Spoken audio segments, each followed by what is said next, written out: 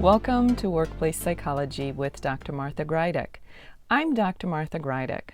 This podcast examines a wide variety of work-related issues through the lens of industrial and organizational psychology. And while many of the topics discussed here may be seen as intended for white-collar employees and their employers, in reality, the ideas presented here are applicable across organizations and industries. Additionally, many of the topics discussed here may be applicable outside of the workplace. I encourage you to examine what's presented here, apply what makes sense to you, and simply discard the rest.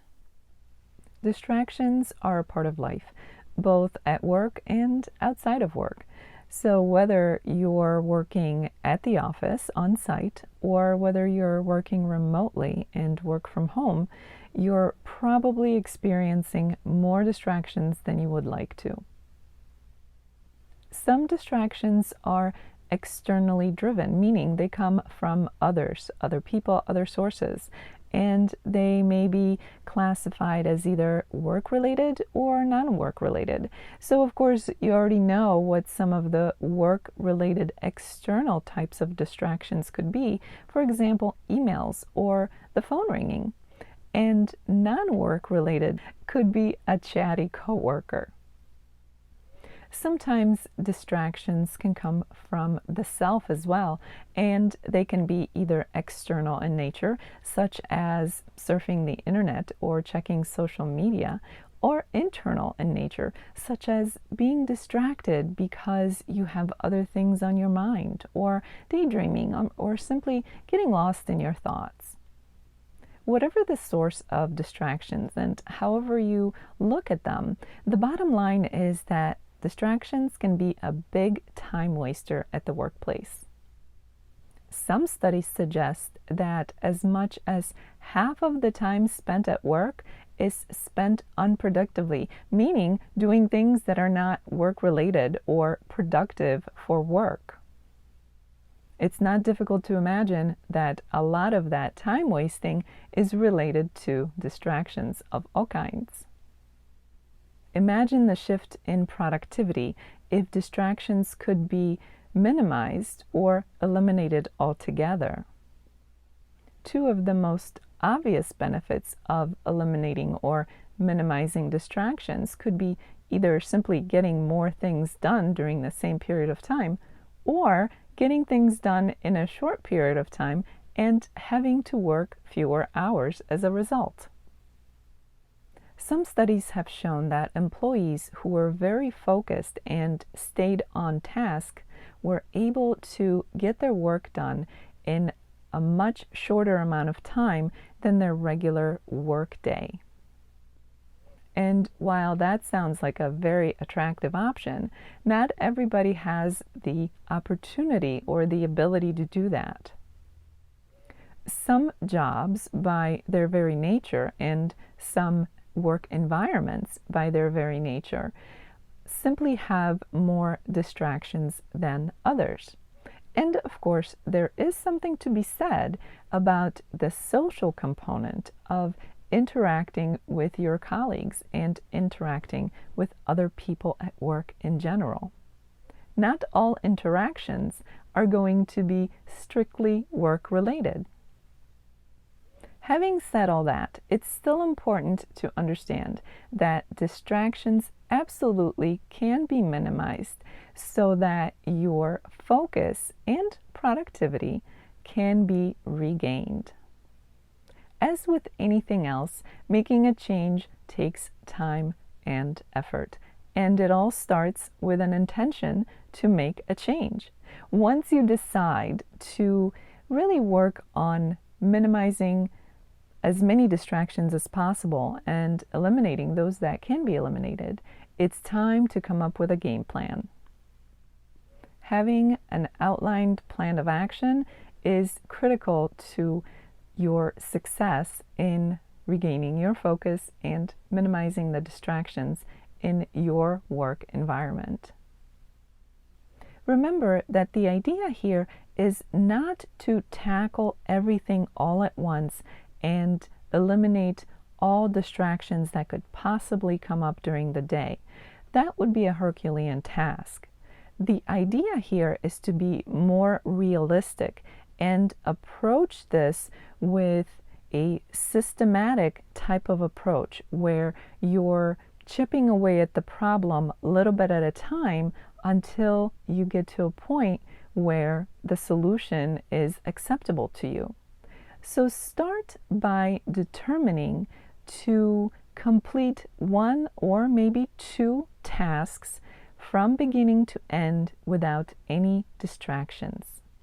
That's much different than deciding to go the entire day or maybe a week or from now forward going into forever without any distractions ruining your focus and productivity.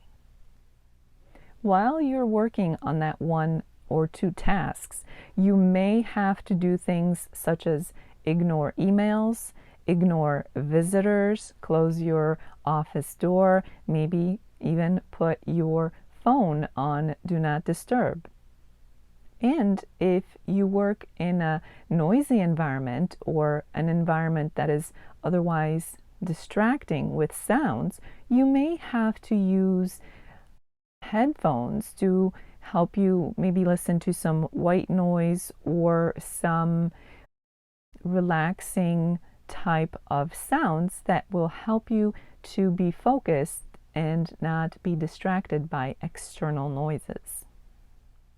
Your job may not allow you to ignore everybody for hours on end. So maybe a 4-hour time span is not realistic, but an hour is achievable, or maybe even a half hour where you can really avoid any and all distractions and remain super focused on the task at hand so that you can either complete it from beginning to end, or at least if it's a longer type of task, get as much of it done as possible without any distractions.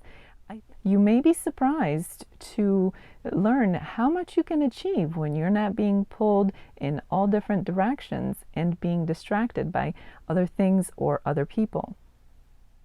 It may be helpful to mark some time on your daily calendar to devote to that no distraction zone. Once you commit, make sure you stick to your plan. This is where some self-discipline can come in handy. You may be surprised to realize that once you have no external distractions, you're your own worst enemy, and that you may find distractions on your own. So this is where your commitment and self-discipline will be key. Ask for others' help. You may have all the right intentions, but when others don't know that you're trying to get things done without being interrupted or distracted, they may not be very helpful to you and not even mean to distract you. But once you communicate what you're trying to achieve, other people will likely give you the space to get things done. Deviate from your plan to get things done without interruptions only if it's absolutely necessary. Each situation is different, but oftentimes other people can fill in for you.